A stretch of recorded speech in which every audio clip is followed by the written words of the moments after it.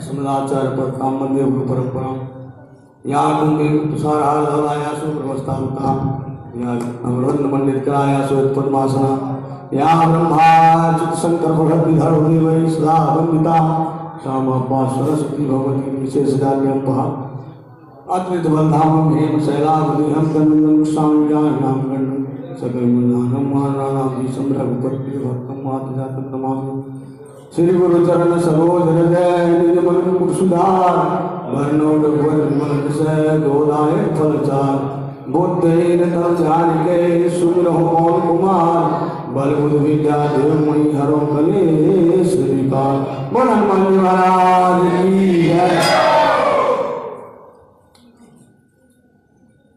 ठाकुर जी के श्री चरणों में दंडवत प्रणाम करते हुए यहाँ बैठे जितने भक्तगण अंतःकरण से बहुत बहुत साधुवाद और सबको कोटि कोटि दंडवत प्रणाम।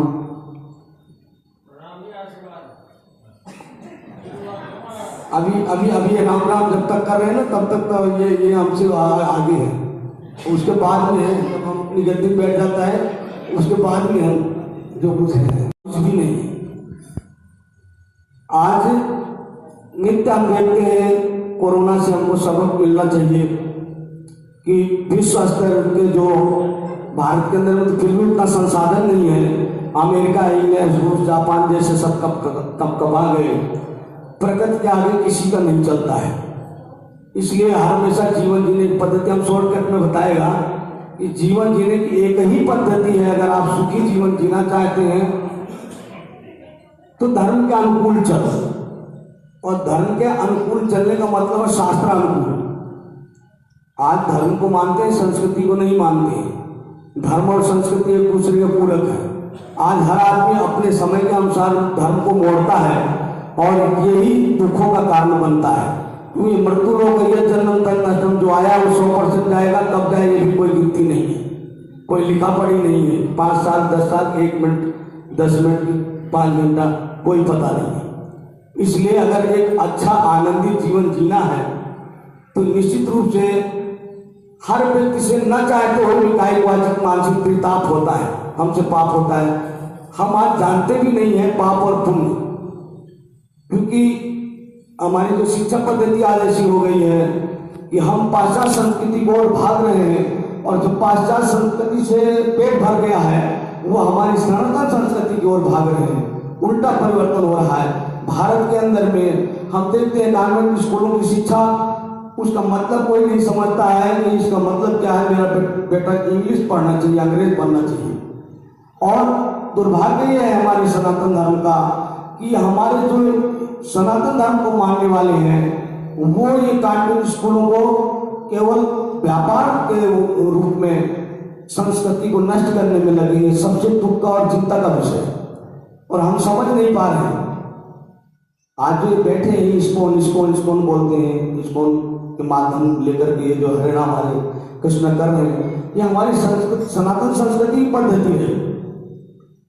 आज हम हर चीज को मनोरंजन में कन्वर्ट करते जा रहे हैं, बदलते जा रहे हैं। मनोरंजन में बदलने से उसका दुष्परिणाम आ रहा है, देखने को मिल रहा है कि एक संतान पैदा करते हैं, आए दिन हर घर में रोने को मिल रहा है। अगर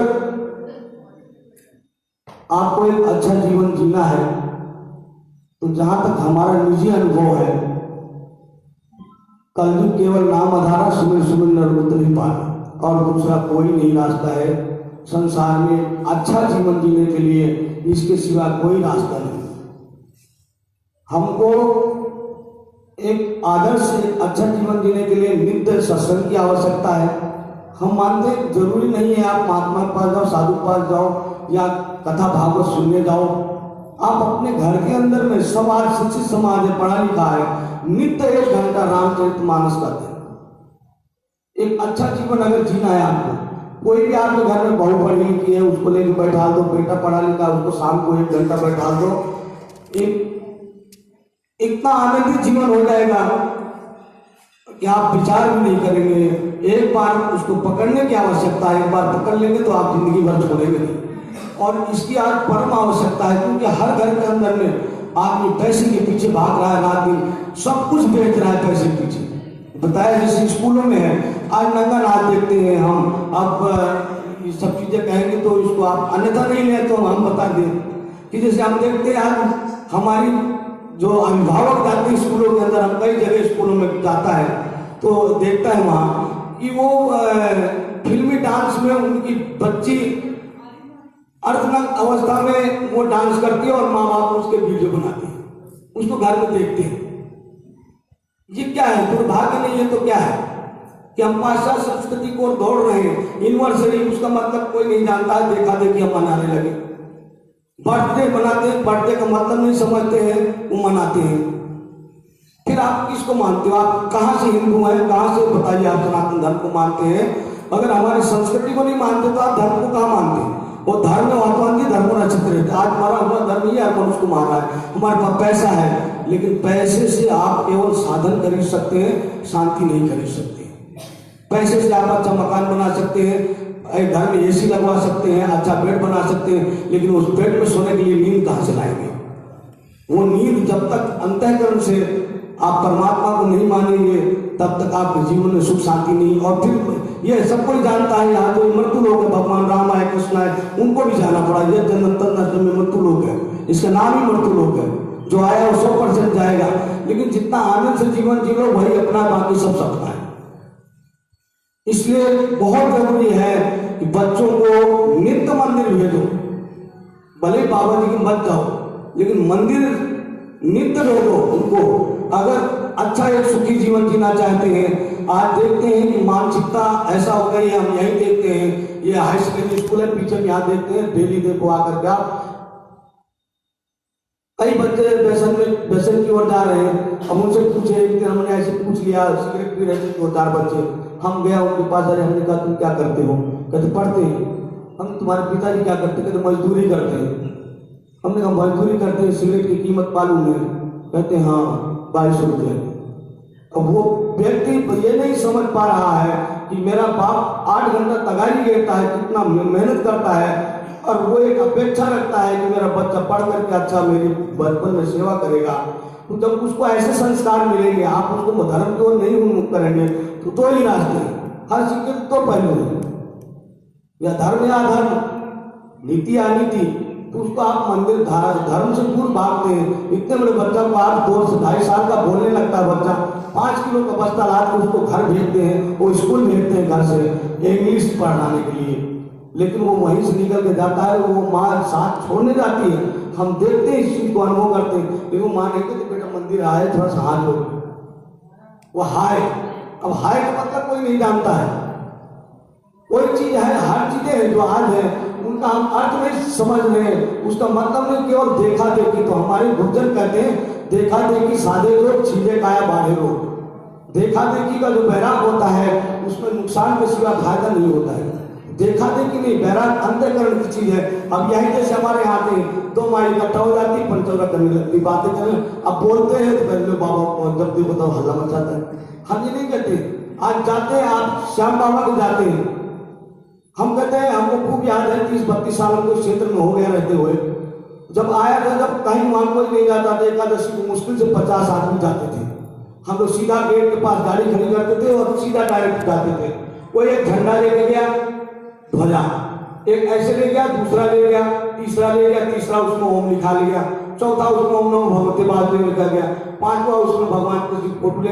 अब सारे लेके जाते हैं, उससे पाप क्या है पुण्य क्या है कोई नहीं समझता है, केवल देखा देखी का बैराग है। उसको कभी किसी ने प्रयास नहीं किया इसकी सार्थकता का ये क्या मतलब में आता है। आप पीछे जाएंगे वो वैसे धूल में पड़े रहते हैं, आपको जरूरत है तो जूता पहने जाता है, उसी पर चढ़ करके और वो निकाल के देता है, नहीं वो सरियाता है, सरिया वापस दुकान में जाते हैं। कि एक तरफ तो आप आरती उतारते हैं, एक तरफ भगवान की पूजा करते हैं, एक को पैरों से रौंदते हैं। अब कहाँ पाप और कहाँ पुण्य होगा? तो हमारा देखा देखी का बैराग है। हम वहां ध्यान भी नहीं लगाते कि इसका मतलब क्या है, केवल वो झंडा टांग करके उसमें भगवान की बढ़िया तस्वीर लगी हुई है। तो हम अपनी संस्कृति खुद मिटाते जा रहे हैं, इसके जिम्मेदार हम स्वयं के हैं। और इस बगैर संस्कृति को आप वापस लाए, एक आनंदित जीवन नहीं जी सकते। पेट तो कुत्ता भी नहीं भर लेता है, पेट भर लो, लेकिन एक सुखी और आनंदित जीवन जीना है तो अब लौट चले, आपको वापस अपनी संस्कृति की ओर आना पड़ेगा और उसको अंतःकरण से मानने की जरूरत है। क्योंकि परमात्मा को आप मानते हैं लेकिन ये भूल जाते हैं कि वो सर्वव्यापी है, सर्वनियंता है, जगताधार है, घर घर में व्याप्त है। ईश्वरन से जीव अविनाशी चेतन अमर सर्वगासी। यहाँ गीता में कहा है ईश्वर सर्वभूतानां हृदय सर्वभूतिष्ठति ब्राह्मण सर्वभूतानि यंतुर्हानि माया। जैसा जो चाहता है उसको माया रूपी यंत्र में आरूढ़ करके मैं नचाता हूँ। कारण उसका है, तुलसीदास जी रामचरित मानस में लिखते हैं, बड़े भाग मानुष कर पावा सुर दुर्लभ सब ग्रंथन गावा साधन धाम मोक्ष कर द्वारा पाएंगे परलोक समारा। ये जीवन, मनुष्य जीवन बार बार नहीं मिलता है। 84 लाख योनि भटकने के बाद बड़ा दुर्लभ, इसके लिए तुलसीदास जी बोलते हैं बड़े भागों भाग, कितना बड़ा भाग है। कारण उसका हमारे अनेक इतिहास भरे पड़े, आप भक्तमाल कभी पढ़िए, हजारों ऐसे हमारे भक्त हैं जो भगवान को परवश किए अपने सामने खड़ा करने के लिए। लेकिन मनुष्य एक ऐसा है, ये परमात्मा की ऐसी कृति है कि ये भगवान के बस में नहीं, भगवान इसके बस में है। जिसको संसार पूछता है वो मनुष्य ने स्वयं एक मनुष्य को दिया है। इसके लिए तुलसीदास जी कहते हैं बड़े भाग मानुष तन पावा सुर दुर्लभ सब ग्रंथन गावा। देवताओं को दुर्लभ बताया है क्योंकि हमारे ऐसे सूरदास जैसे जिनके नेत्र नहीं थे, लेकिन वो जो नित्य उनका श्रृंगार होता था उसको वो पद के रूप में गायन करते थे, उनके नेत्र नहीं थे। और जो उनके पुजारी जी थे वहां के, उनको भी कई बार भ्रमित हो जाता था जब वो साक्षात ठाकुर जी से बात करते थे, वल्लभाचार्य के शिष्य। तो ऐसे ऐसे बात को है। और सूर्यदास जी कहते जब पाठ बयान करते थे, लिखते थे, एक दिन वो चले गए, वो साईं जी कहीं चले गए तो अब वहाँ लिखने वाला कोई नहीं था, वो दूसरे पूजा करने वाले थे, उनको मालूम नहीं था। तो वो पर्दा खोल करके बोले हाँ सूरदास जी पद गायन करने लगे। तो जो नित्य श्रृंगार करते थे वही श्रृंगार का वो पद के रूप में गायन करते थे नित्य।